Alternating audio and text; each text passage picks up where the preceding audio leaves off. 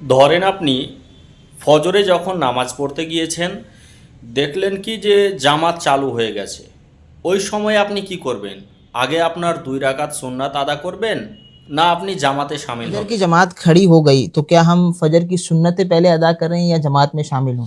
अगर तो ये जन्ने गालिब हो, गालिब गुमान हो कि इमाम साहब को मैं नमाज के अंदर पा लूंगा, फिर तो बहरहाल आप यही कर सकते हैं। बल्कि आप पर लाजिम यही है कि पहले सुन्नत अदा करें, फिर आप जमात में शामिल हो। और अगर ये गुमान आपका है कि यूं आपकी जमात ही निकल जाएगी, इमाम साहब सलाम फेर देंगे, तो फिर आप जमात के साथ शामिल हो जाएं। उस वक्त आप सुन्नत फजर अदा न करें। अब बेहतर यह है कि जब सूरज निकल जाए उसके 20 मिनट बाद आप इन सुन्नत फजर। তাহলে এই ভিডিও থেকে আমরা জানলাম যে যদি আপনি দেখেন যে আপনার সুন্নত পড়তে গেলে জামাত ছুটে যেতে পারে, ইমাম সাহেব সালাম ফিরিয়ে দিতে পারে, তখন কিন্তু আপনি জামাত ধরে নেবেন।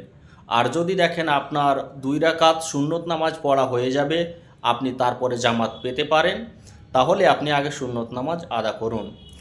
যদি আপনি সুন্নত নামাজ না পান এবং জামাতে শামিল হয়ে জামাত পড়া কমপ্লিট করেন, তাহলে সেই আপনার বাকি থাকা যে সুন্নত নামাজ, সেটি কিন্তু আপনি সূর্য ওঠার 20 মিনিট পরে যে কোনো সময় আপনি পড়ে নিতে পারেন।